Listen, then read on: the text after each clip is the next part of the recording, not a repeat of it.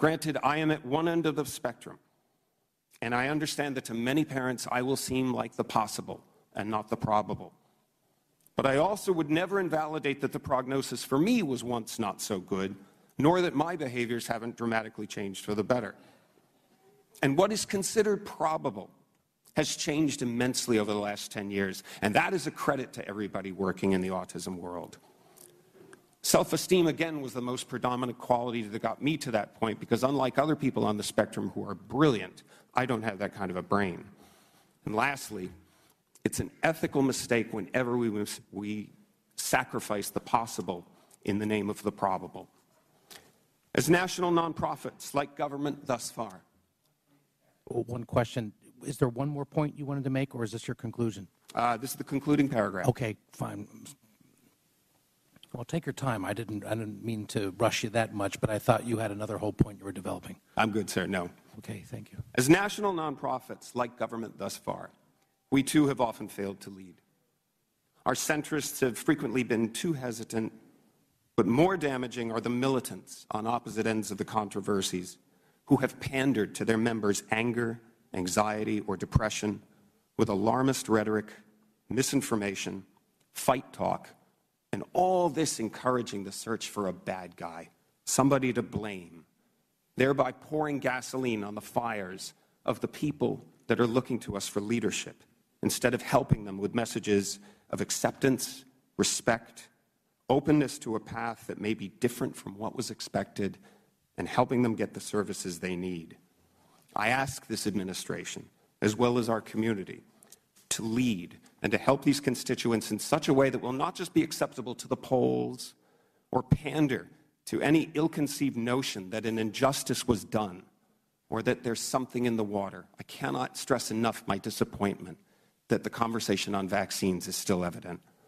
Despite the immense progress... Mr. Carley, at this point, I appreciate that, but in respect to each of the panelists, I've given you a significant period to go on, but please appreciate that we will take your testimony in its written form and assure that it is part of the written record. Thank you so much. Mr. Neiman, at this point in time, I recognize you for your testimony. Thank you, Mr. Chairman, Ranking Member Cummings, and esteemed members of the committee. My name is Ari Naaman. I represent the Autistic Self-Advocacy Network, an organization run by and for autistic people. I also previously served on the Interagency Autism Coordinating Committee, and let me just say, as an autistic person and as a taxpayer, I want to thank you for giving self-advocates a seat at the table today. I'd like to begin with a story. Earlier this year, I was visiting a service provider in New York, and I happened to meet a young man my age. We'll call him Joe. And Joe is autistic, like me, but unlike me, Joe doesn't speak. He had come in with his father to try and find a job, and I had the chance to sit down with him and his dad and ask some questions. And Joe, despite not speaking, found ways to be very actively involved in that conversation. He pointed at what he was interested in, shook his head at what he wasn't. He had plenty to say, and few people had ever bothered to pay attention. No one had ever given Joe the simple support of a communication device. That technology exists. It has for years. We just don't invest in it. And I think about Joe a lot at times like this because the current autism research agenda largely ignores his needs. I'm a big believer in the old maxim, in God we trust, everyone else please bring data. So if you don't mind, I'd like to point to some of the data in the autism research agenda and see what it shows us. In 2010, NIH spent about $217 million on autism research. Of that, only 2.5% went to research on improving the quality of services. Only 1.5% went towards research on autistic adults and our needs. Now, when you compare that to the percentage of the research agenda focused on causation and biology, the attention paid to the needs of us here today is laughably small. Now, I'm not here to speak for all autistic people. That's impossible. But I am here to speak for the right of every autistic person to get the support they need to speak for themselves and not to be written off as victims or burdens. And some have tried to justify the lack of attention paid to services and adult issues through talk of an epidemic. I don't happen to subscribe to that theory, But if we wanted to study it and evaluate it scientifically, a very simple step we could take would be to research the prevalence of autism in the adult population. The United Kingdom, in fact, conducted that study and found a comparable rate of autism in adults as in children. We should be doing that here, and regardless of the result, we would gain valuable information on supports for autistic adults.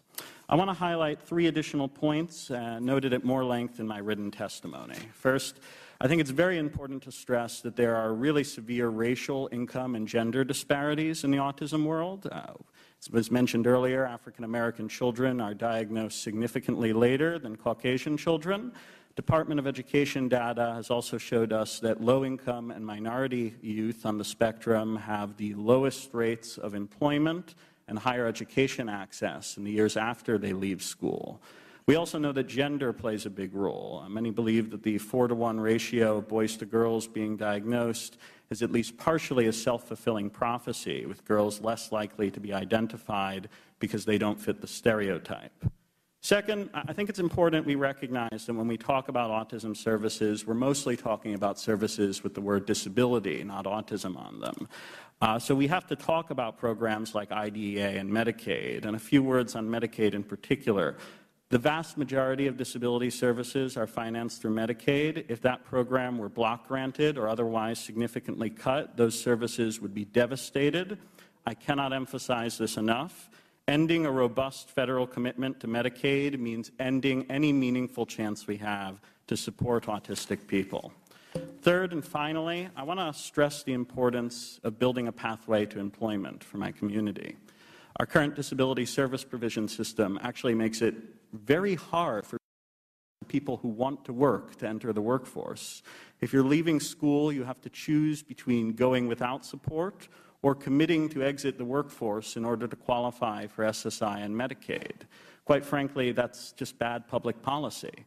If you want autistic people to be tax-paying citizens, and we want to be, we need a service system that emphasizes employment. The Affordable Care Act has made some progress towards those ends.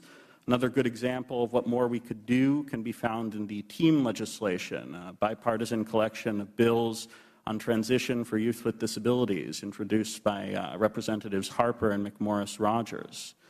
In closing, I want to point out that historically, most disability movements have a certain life cycle, and autism is no exception. In the beginning, most public attention focuses on questions of cure and causation.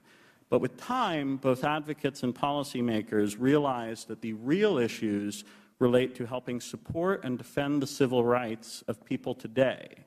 Now, in autism, that process is still going on, but I'm confident. I'm confident because I believe this is a civil rights issue, and I believe that the United States of America can guarantee the civil rights of all of its citizens.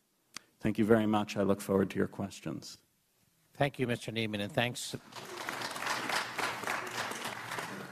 thank you to each of the panelists. Now, in regular order, the chair will recognize Mr. Burton from Indiana. Mr. Burton. First of all, I want to thank you all very much for being so patient.